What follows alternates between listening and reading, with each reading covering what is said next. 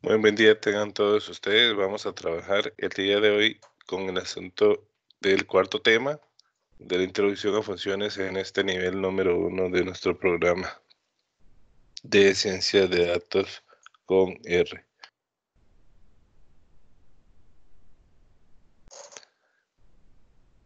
Y en este tema, entonces vamos a trabajar lo que es ya las funciones y empezar a conocer las bondades que tiene el manejo adecuado de ellas.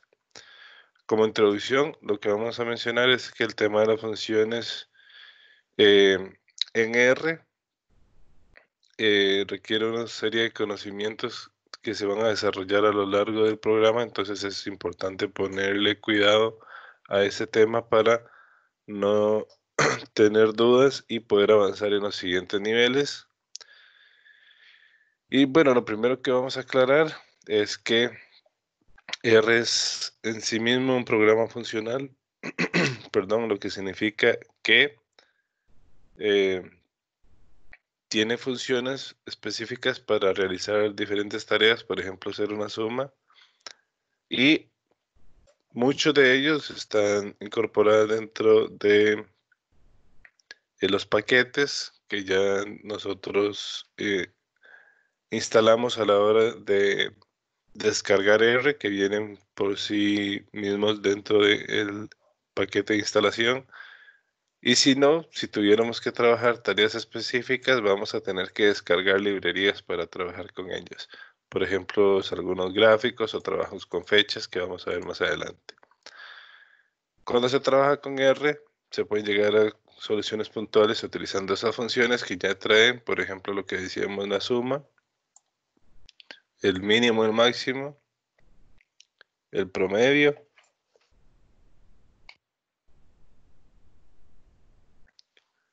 Y también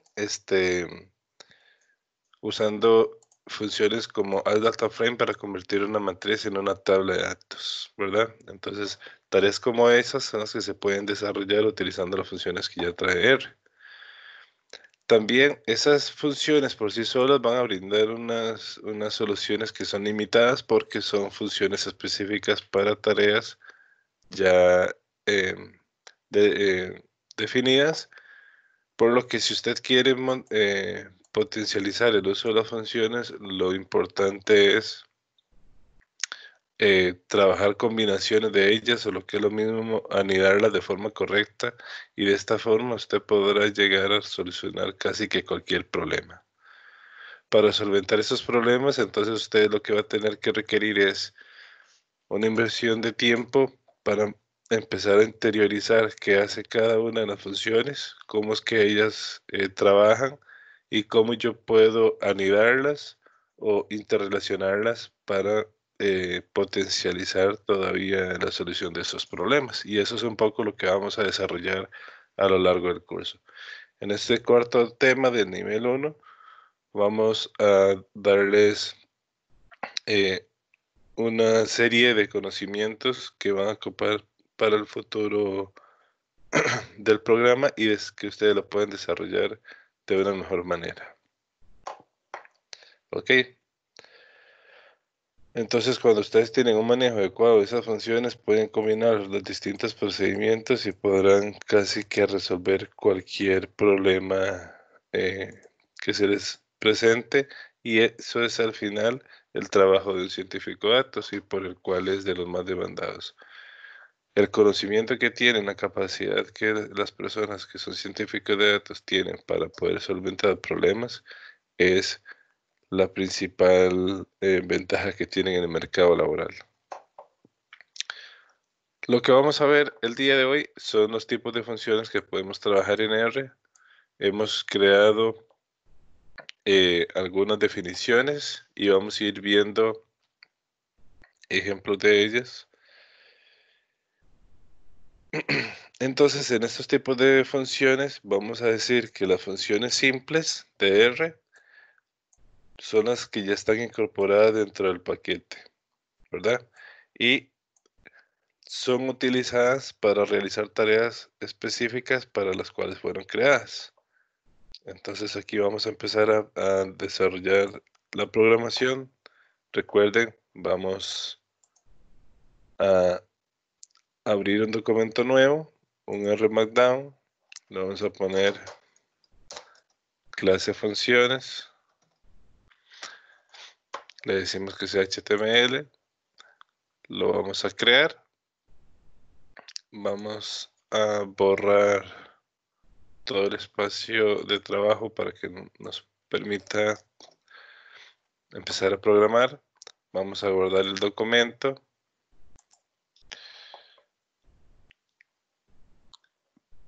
Perdón porque no lo hicimos con el código UTF-8. Le decimos ahora que lo vamos a guardar. Y vamos a la carpeta de las clases. Y llamamos igual clase funciones. Vamos a poner intro porque es una introducción. Clase intro funciones. Insertamos un chon y empezamos a ver lo de las funciones simples que tenemos por acá. Entonces, una función simple es la utilización de una función para una tarea en específico. Entonces, por ejemplo, yo puedo crear un vector de valores numéricos en decimales, ¿verdad? Entonces, aquí creamos el vector y lo visualizamos. Y lo que hicimos fue un vector de 3 valores en decimales donde viene la estatura de las personas. ¿De acuerdo? Eso ya lo vimos. También otra función es calcular el promedio. Entonces yo puedo tener el promedio de las estaturas de ese vector. Y obtenemos el promedio. Entonces tenemos el vector de las estaturas y el promedio de ese vector. Y estas funciones en específico, vamos a ver, perdón, si hacemos esto un poquito más amplio. Esas funciones en específico lo que permite son hacer tareas para las cuales estas funciones fueron creadas. ¿Ok?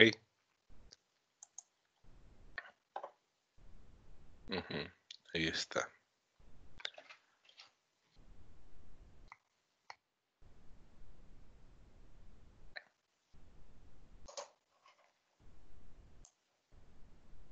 Ok.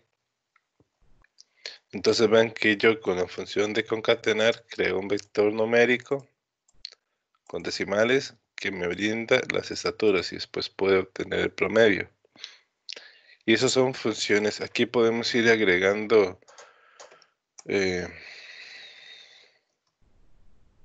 funciones simples. Y todas las funciones que yo utilice, que ya R trae incorporada, van a ser funciones simples. Y las hemos llamado así porque es nada más utilizar las funciones que trae el paquete. O que trae, perdón, R o algunos de los paquetes. En este caso estamos usando funciones que ya trae R. No estamos utilizando paquetes, pero esas podrían ser. Aquí también hay otra, STR, puede ser suma, puede ser mínimo, máximo, cualquiera de ellas que ya hemos nosotros un poco visto. Nos permiten, perdón, saber cuáles son las funciones simples. ¿Ok? Ahora vamos a ver otra que son las funciones anidadas. Las funciones anidadas es el uso de las funciones de R como parámetros o argumentos de otras.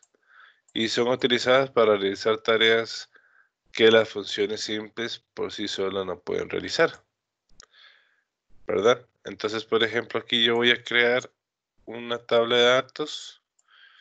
Como no tengo los datos y aquí esta función por sí sola no los puede crear, tengo que utilizar otras funciones para generar esos datos.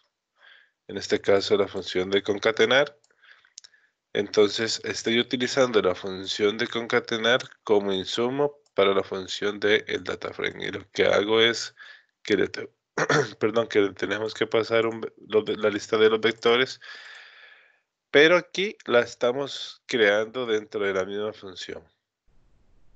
Ok, entonces yo puedo utilizar una función C como insumo de la función de el data frame.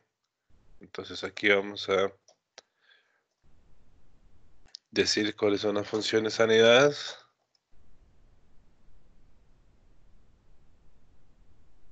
Funciones anidadas, insertamos un chon y creamos el vector. Perdón, la tabla. Y de esta forma, utilizando esta función, creo el vector. Dentro del mismo DataFrame le doy nombre a la columna y aquí puedo agregar tantas variables como necesidades tenga dentro de esa tabla. Ok. Perdón, vamos a seguir por acá. Entonces, la idea de estas funciones anidadas es que yo puedo utilizar funciones dentro de otras funciones. Entonces, esta función C está incorporada dentro de la función DataFrame. Otra cosa que también podemos hacer es, por ejemplo, calcular la suma y de una vez agregar la función C para generar un vector. Entonces, aquí lo que vamos a hacer es crear la suma de todos los números del 1 al 50, pero en lugar de hacer un vector uno por uno, le estoy creando un vector con un rango, pero se lo estoy incorporando de una vez a la función suma. Y aquí estoy utilizando de insumo para la función suma la función C, ¿verdad? Igual esto lo pudimos haber hecho sin la función C, pero es nada más para que ustedes lo vean de ejemplo. Pudimos haber creado de una vez cualquiera de esos dos resultados es el mismo. Perdón, aquí le pusimos todo el nombre. Es en inglés. Aquí lo que estamos viendo, bueno, si usted sabe perfectamente que puede poner este rango de números dentro de la función, va a dar lo mismo que si lo incorpora dentro de un vector usando la función C. Aquí es nada más la explicación de que vea que usted que esta función C sirve de parámetro para la función suma. Aquí hay una aclaración, una nota. En las funciones anidadas solo deben cumplir como requisito que la función que usted está utilizando como argumento tiene que tener la condición para ser argumento. Por ejemplo, usted no puede usar texto en lugar de un número. Entonces, usted no podría poner un vector.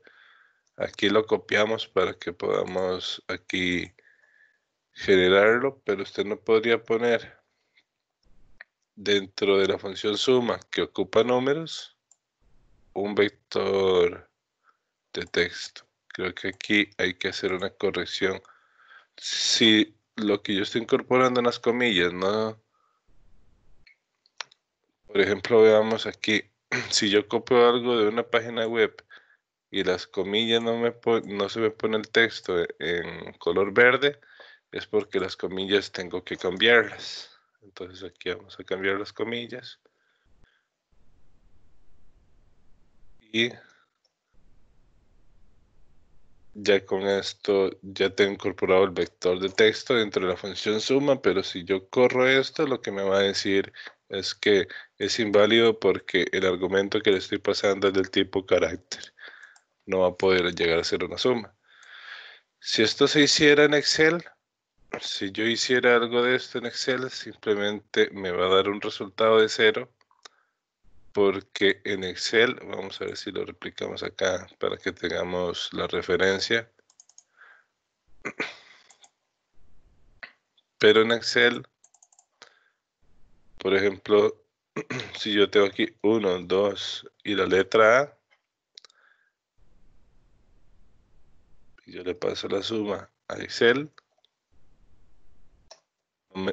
no me va a dar ningún error aunque yo incorpore una letra, porque simplemente esta función tiene la capacidad para decir todo lo que sea texto, conviértalo a 0, ¿verdad? Pero no va a llegar a pasar lo mismo en funciones de R. Si R ocupa que este argumento estrictamente sea numérico, le va a dar un error si no lo es. No es que me va a devolver 0, ¿verdad?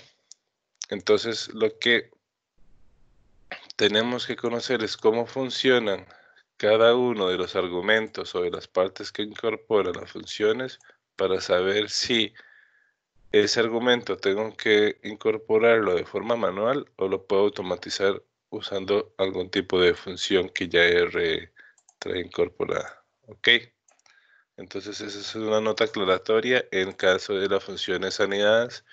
El único cuidado, y aquí se las dejamos, es que el argumento tiene que tener, o la función tiene que tener las condiciones necesarias para poder ser un argumento. De acuerdo. Ok. Como tercer trabajo, tenemos los procedimientos. Entonces vean que partimos de las funciones simples, que son funciones que hacen tareas en específico y que R ya trae incorporada. También tenemos funciones anidadas, que son funciones que forman parte o son parámetros de otras funciones. Y ahora vamos a trabajar con lo que son los procedimientos. Y los procedimientos es un conjunto de funciones simples y o anidadas, pueden ser simples solas, simples y anidadas, o también solamente anidadas, pero que van a permitir realizar tareas complejas para las cuales esas tareas complejas requieren el uso de más de una única función. Ok, entonces no es que yo puedo hacer una función simple o una función anidada y ya el problema se resolvió, sino que tengo que crear una serie de pasos donde voy a hacer incorporación de ellas. Entonces, por ejemplo, vamos a ver funciones para poder realizar procedimientos. ¿Y cuál es el procedimiento que vamos a hacer? Es este que tenemos por acá. Evaluar las notas de un estudiante universitario. Y cada una de esas notas tiene un valor del 25%. Entonces, esa es la tarea que nos corresponde. Ese es el trabajo que vamos a ir a desarrollar y lo primero que tenemos que tener es un vector para poder ir a calcular ese promedio, ¿verdad? Entonces yo tengo que tener el vector de notas. Después de tener el vector de notas, tengo que ir a obtener el promedio. Vamos a obtener el promedio. Tenemos el vector de notas y el promedio, ¿verdad? Y después de ello, lo que tengo que hacer, ahora sí, es generar un aviso o hacer la evaluación de esa nota. Y para ello voy a generar un procedimiento con una función que es similar a la función si de Excel. Aquí se llama if y utiliza, esto se llama, esto es una función lógica y lo que está diciendo aquí es, voy a utilizar el if, que es el si. Dentro del paréntesis voy a poner una evaluación que esta función tiene que ir a hacer y después de ello, entre llaves, voy a incorporar la tarea que se va a ejecutar. Entonces aquí lo que me estaban diciendo es, si el promedio es igual o mayor a 70, indique que la persona ganó el curso. Este CAT es una alternativa a la función de print, de imprimir, y tenemos que utilizarla para poder mostrar este mensaje. Ok, entonces aquí lo que estamos haciendo es diciendo, si la persona tiene una nota mayor a 70 o igual, diga que ganó el curso. Si no, entonces aquí cerramos la llave para decir qué pasa si la condición se cumple y si no, usamos un else y abrimos otra vez la llave. ¿Para qué? Para permitir un nuevo sí. Entonces, si esta condición no se cumple, va a ir a hacer esta otra. Si el promedio es igual o menor a 60 y menor a 70, ya el mayor a 70 está aquí, entonces aquí dejamos el menor a 70. Si está dentro de este rango, va a llegar a decir extraordinario, ¿verdad? Después agregamos el otro else. ¿Qué pasa si esta condición no se cumple? Entonces lo que va a poner es que la persona perdió el curso. Aquí ya no tengo que incorporar un nuevo sí, porque ya aquí termina el proceso. Entonces, si el proceso tuviera, vamos a visualizar solo estos dos, si el proceso tuviera solamente dos opciones, yo hago un sí, y si no se cumple, hago el else. Pero si tiene más de dos procesos, que es lo que estamos haciendo acá, tengo que incorporar después del else el siguiente sí o el siguiente if para poder hacer las tareas. Entonces, en resumen, aquí lo que estamos diciendo es si el promedio es mayor a 70, diga que ganó el curso. Si está entre 60 y 70, diga que va extraordinario. Y si no se cumple, diga que perdió el curso. Entonces, este es las instrucciones ya para poder hacer la evaluación. Pero vean que tuve que hacer una serie de pasos, por eso esto se le llama procedimiento. Y este es el primer procedimiento que estamos desarrollando en el curso y ya estamos resolviendo una tarea. Yo tengo las notas, obtengo el promedio y después ese promedio es insumo para poder hacer la evaluación y poder decir qué pasó con este estudiante universitario.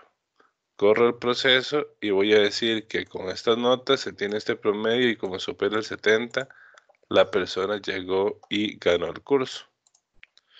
¿Ok?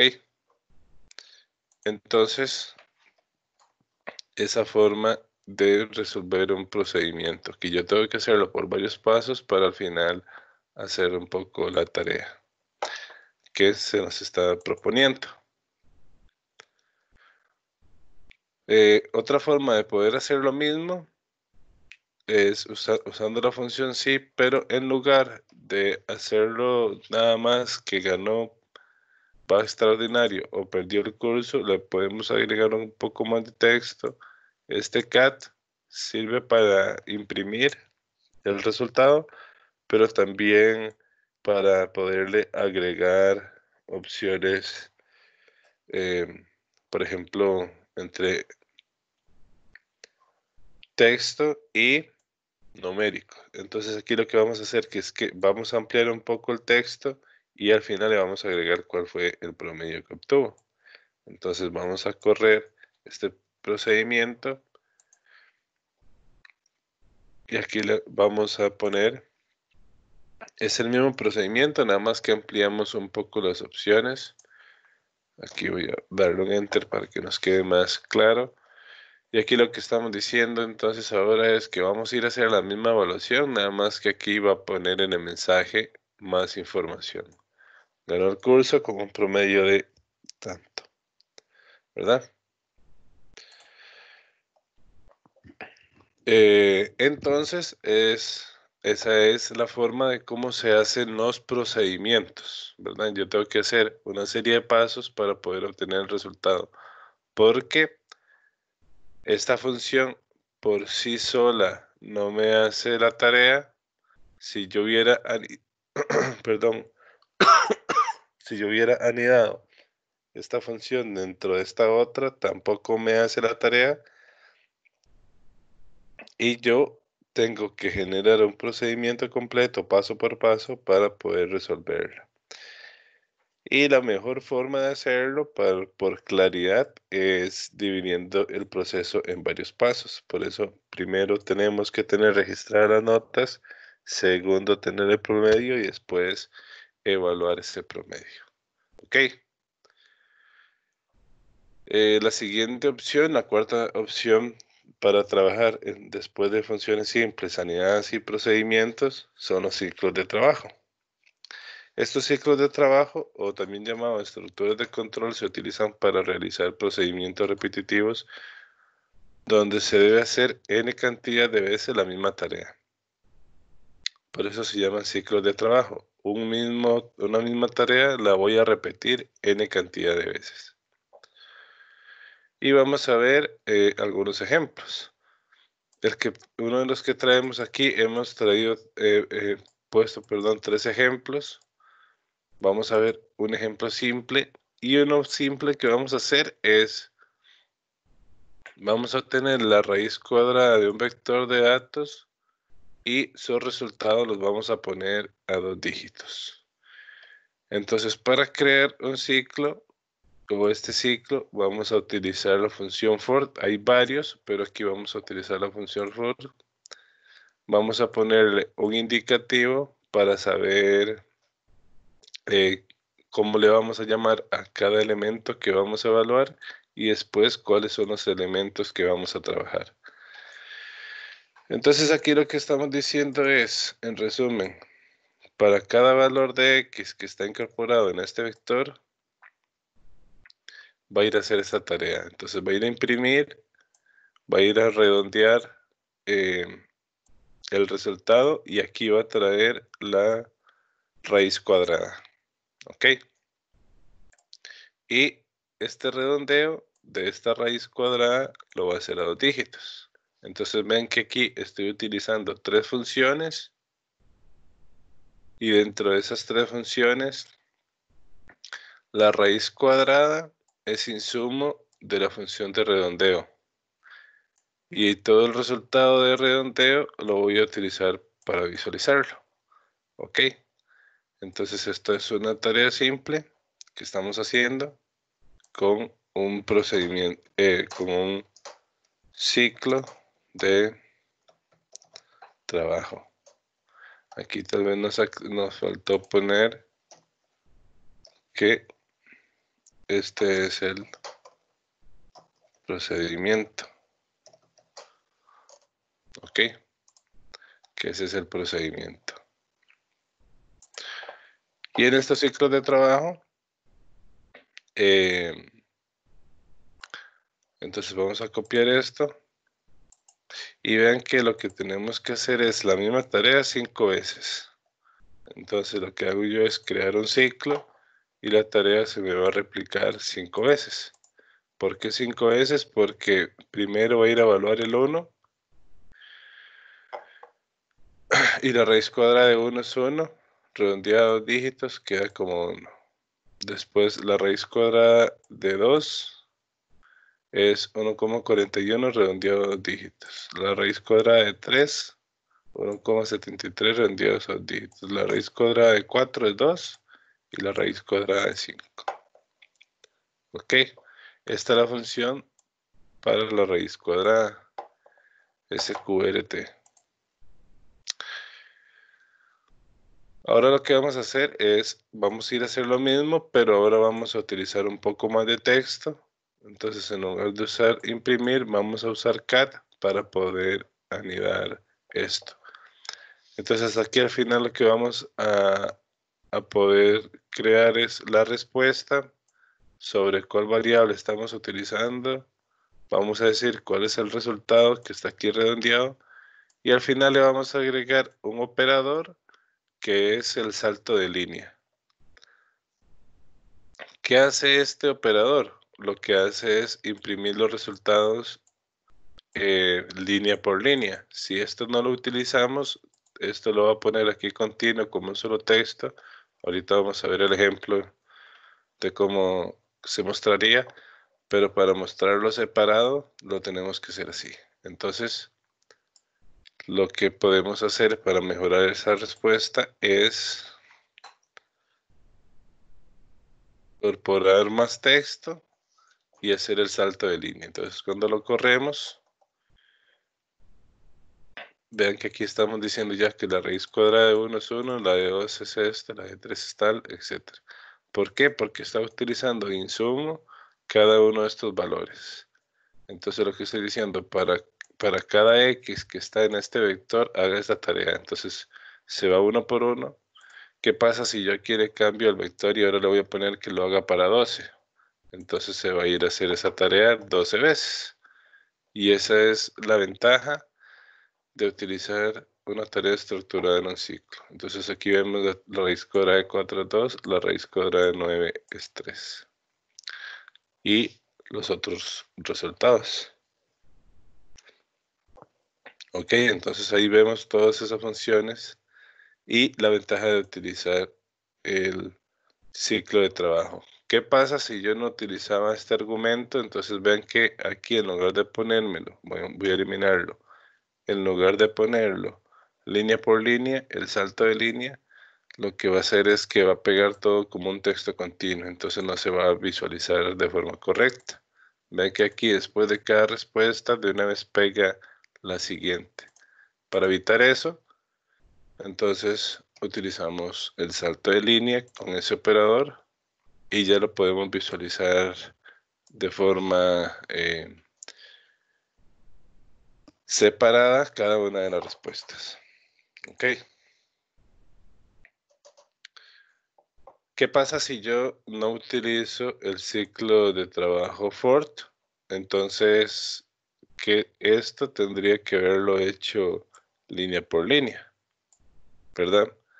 Vean que aquí, como yo utilicé el for, aquí le estoy pasando y insumo la x, que es el representativo del número que voy a ir evaluando en el procedimiento. Si eso yo no lo hago, yo esto tendría que haberlo hecho de forma manual. Entonces, tendría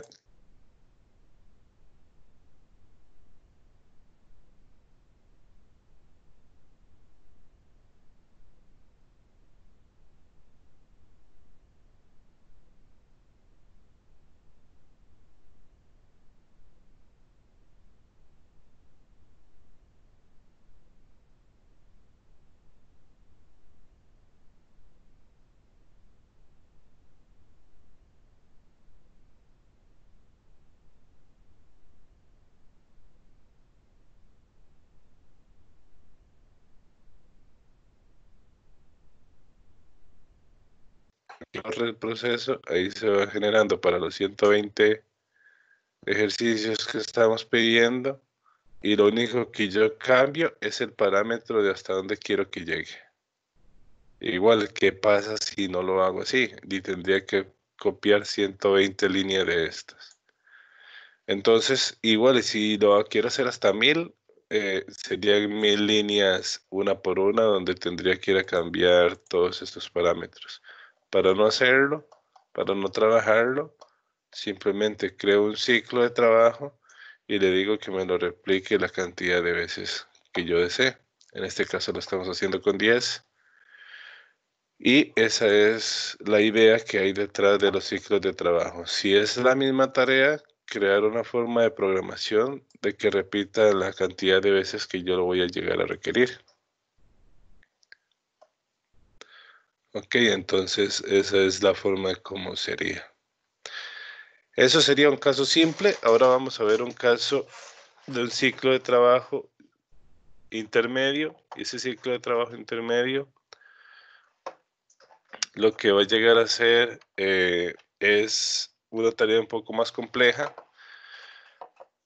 porque le vamos a empezar a incorporar más opciones a ese ciclo de trabajo, ¿verdad? Entonces aquí lo que vamos a hacer es lo siguiente. Vamos a ir a crear una tarea que le vamos a pasar un vector cualquiera, pero nos va a sumar solo los números que son múltiplos de 2. Entonces, lo primero que hago es que yo voy a generar una variable que se llama acumulador y le voy a poner en 0 para que aquí me almacene la suma de los números que cumplen la condición. ¿Ok? Entonces aquí le voy a decir aquí yo puedo utilizar cualquier letra, eso lo vamos a ver con más calma después, pero vean que en el anterior utilizamos la I, la X, aquí estamos utilizando la I, eso es lo de menos. Lo que ocupamos es que lo que indicamos aquí sea lo que se va a utilizar para poder hacer la tarea. Entonces, lo que vamos a hacer es decirle para cada elemento que está en este vector, vaya y revise si lo que usted está evaluando al dividirlo entre 2 da un residuo de 0. Aquí entonces lo que estamos diciendo es que el resultado del residuo de esta división tiene que ser 0. Perdón. Y vean que aquí, como yo estoy utilizando el operador de comparación, el resultado que me va a brindar esto es un verdadero o un falso. Entonces, si esta condición se cumple, vaya al acumulador que yo tengo y le va a sumar el valor que estoy evaluando.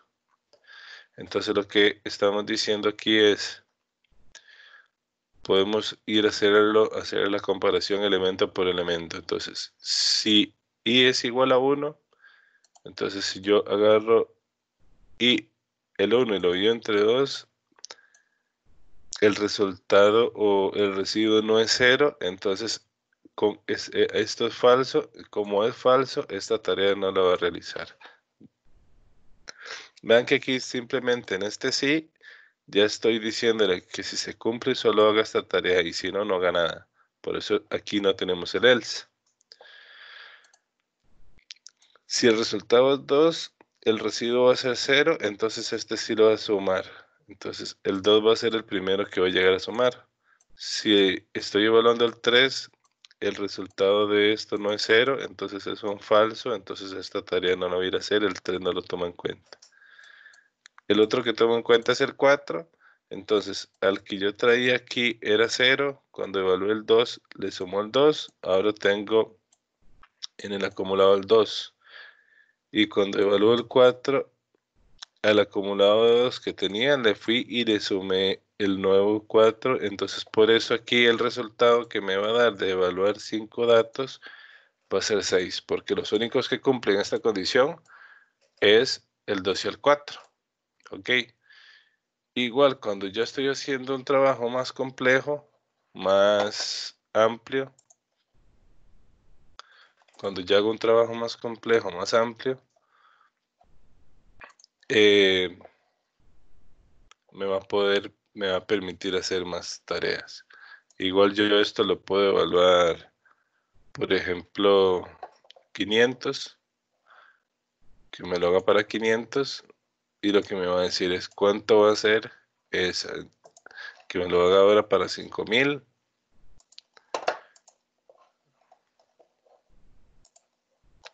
Vamos a ver aquí, que me lo haga ahora para 5000.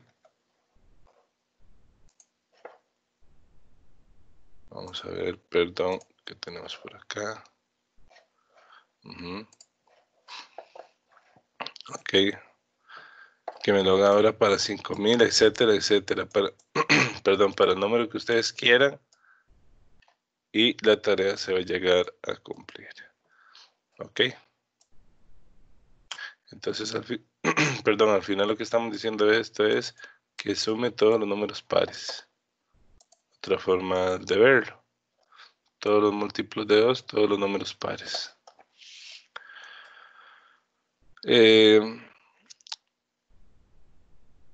Ese fue el primer caso, digamos, intermedio. Si queremos empezar a hacer otro ciclo de trabajo, otro caso intermedio, vamos a poner el promedio de los el promedio de los estudiantes, perdón, y utilizando un insumo, un vector como insumo. Entonces aquí tenemos que generar los vectores de las notas de los estudiantes. Entonces incorporamos aquí los vectores, los creamos y los mostramos. Ahí están los vectores de ellos, de 4 notas, todas valen 25%. Creamos un promedio de las notas de los estudiantes. Ahora ya lo que vamos a evaluar no es a un estudiante, sino estudiante por estudiante. Estudiante por estudiante. Ahí tenemos ya las 3 notas. Y ya ese promedio de notas, que es un vector, perdón, un vector de resultados para los estudiantes, podemos ir a aplicarle el ciclo de trabajo. Entonces ven que aquí en el for, el indicativo del elemento puede ser cualquier letra. Ya hemos utilizado X, hemos utilizado Y y ahora estamos utilizando J. Y vamos a resolver las notas para todos los estudiantes. Ahora aquí yo tengo el vector de estudiantes. Son 3 estudiantes y vamos a ver cuáles fueron las notas que tuvieron. Y este es el ciclo de trabajo que hicimos anteriormente, nada más que ahora en lugar de utilizar aquí promedio, utilizamos J porque vamos a pasar una lista de promedios. Y aquí dentro de las opciones les estamos agregando el salto de página para que me muestre todos los resultados. Ok, entonces aquí lo que estamos haciendo es que evalúe el vector de notas y me va a brindar tanto resultados como estudiantes esté evaluando, ¿verdad? Entonces el primer estudiante ganó el curso, el segundo estudiante va extraordinario y el tercer estudiante perdió el curso. ¿Ok?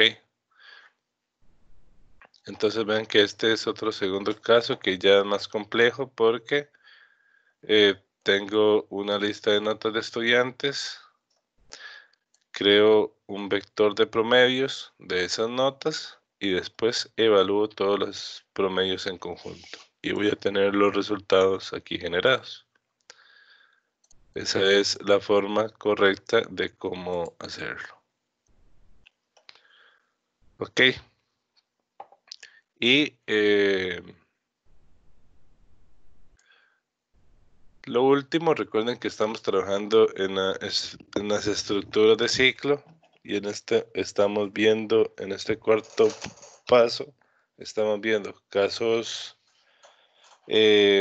simples. Vamos a repasarlos aquí para que los vea. Un caso simple como fue obtener la raíz cuadrada, ¿verdad? El primer paso, cálculo simple, la raíz cuadrada.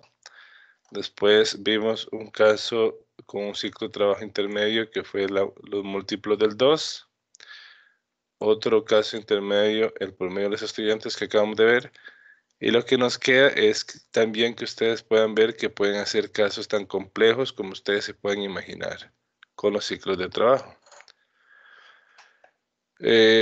Aquí vamos a ver cómo calcular una tabla de amortización de un préstamo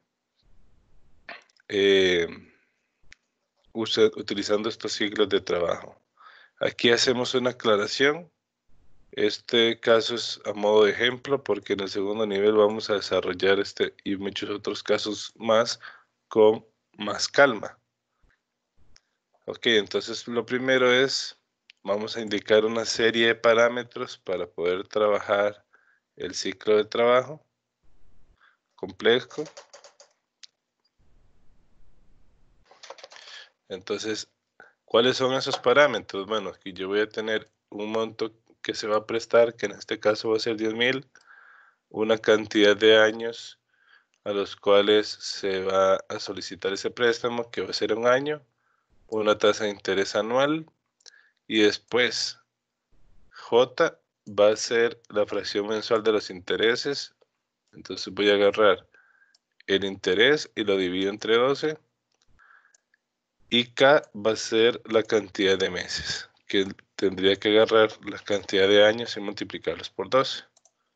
Y esos son los parámetros que yo voy a trabajar. Aquí nada más los estoy generando, no los vamos a mostrar porque van a ser insumo para poder hacer el procedimiento. Ok. Después de ello, lo que vamos a hacer es obtener la función de cuota. Ahí está la fórmula, perdón, está la fórmula de cálculo, aquí dice función, está la fórmula de cálculo para obtener la cuota, que va a ser el principal multiplicado por el interés mensual, dividido entre 1 menos 1 más ese interés, elevado a la menos K, que es la cantidad de meses. Entonces, esta fórmula que tenemos aquí, la hemos programado aquí en R. Simplemente respetando los paréntesis para saber que todo esto lo voy a elevar a la K y todo este resultado que me dé aquí lo tengo que utilizar para de denominador para dividir J. Y todo lo que me dé este resultado en conjunto lo tengo que multiplicar por el principal. Entonces, esta es la fórmula de cálculo ya programada en R. Cómo obtener la cómo obtener la cuota. Ok. Esa es cómo obtener la cuota. Ahora lo que vamos a hacer, esto es si fuera un caso en particular, entonces yo aquí tengo los valores y nada más venimos y lo evaluamos.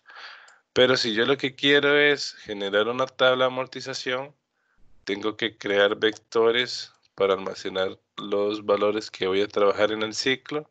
Entonces aquí voy a crear vectores vacíos. El primer vector va a decirme o me va a almacenar, aquí vea que va a repetir este valor esta cantidad de veces. Entonces me va a poner aquí la cuota, la cantidad de meses que estemos evaluando. El segundo vector, yo voy a trabajar los vacíos porque me van a servir para almacenar información del ciclo. Y voy a ocupar 4 vectores extras. El saldo inicial va a ser el principal y los intereses iniciales van a ser 0. Estos son los acumuladores que yo voy a trabajar. Y voy a empezar aquí a trabajar el ciclo. Entonces aquí vamos a decir que para cada elemento que va a ir desde 1 hasta acá, porque son la cantidad de meses. Entonces, el cálculo de intereses va a ser el saldo multiplicado por el interés mensual. Y el saldo, el nuevo saldo que yo voy a tener va a ser el saldo que traía anteriormente menos la cuota menos los intereses, que esto sería la amortización, ¿verdad? Que aquí tenemos ya la amortización. Lo pudimos haber construido aquí y utilizar aquí en Somo, pero también lo quisimos hacer bastante separado para que lo vayan trabajando. Una vez que el ciclo for haga la evaluación esta para el primer mes, va a ir a almacenarlos dentro de los vectores. Entonces va a ir el primer elemento, cuando este vale 1, el primer elemento del vector va a ser 1. Cuando este vale 2, el segundo elemento del vector va a ser 2. Este es para generar nada más un indicativo de cuál elemento estoy evaluando. Y después aquí voy a ir a almacenar los resultados de la amortización, de los intereses y de los saldos que yo voy a generar. ¿En dónde? En cada uno de los elementos que yo voy evaluando de esos vectores. Ok. Y después de eso ya voy a generar el data frame. Entonces aquí nada más voy a crear una variable que se llama mes. Le pusimos aquí cualquier indicativo, pero le podemos haber puesto también un consecutivo. Este número para que me diga cuál es el número de cuota. Una variable cuota para que me diga cuánto estoy pagando. La amortización, los intereses y el salto. Ok. Entonces, este es el ciclo de trabajo completo que yo voy a llegar a procesar para poder generar esa cuota. Entonces yo me vengo para acá, incorporamos todo el procedimiento que ya hemos detallado, lo corremos y aquí nos aparece ya la tabla de amortización. Y veamos aquí que en la tabla de amortización lo hicimos para un año. Entonces aquí me dice que yo pago esta cuota en el primer mes, amortizo esta cantidad, estos son los intereses que estoy pagando y este es el nuevo salto. Ok. Para el segundo mes la cuota es la misma, amortizo este otro monto, pago estos intereses y este es el nuevo saldo. Ok, ¿de dónde va saliendo este saldo? Del saldo inicial menos la amortización que voy haciendo. Aquí podemos ver también que cuando llego al mes número 12, el saldo tiene que llegar a ser 0. Perdón, ese saldo tiene que llegar a ser 0. Igual, ¿cuál es la ventaja de poder hacer esto? Que digamos, si yo quiero hacer un cálculo obra a 3 años, nada más lo cambio aquí, cambio el indicativo de aquí, que ahora es para 3 años, corro de nuevo el procedimiento y ahora me generó una tabla para 3 años. Perdón, si yo me voy al final de la tabla, veo que tengo la cuota número 36 y el saldo es 0. Ahora estoy pagando apenas 299 de cuota mensual. Y esa es la idea de un procedimiento complejo. No es todavía que interioricemos, vamos a hacerlo con calma, lo vamos a trabajar con calma. La idea no es interiorizar absolutamente todo de una vez, sino es que ustedes vayan viendo ejemplos de cómo ustedes pueden ir combinando y obtener resultados bastante significativos. ¿Ok? Entonces esa es una idea un poco del trabajo complejo. Lo último que yo puedo hacer también es exportar los datos. Entonces vamos a exportar los datos.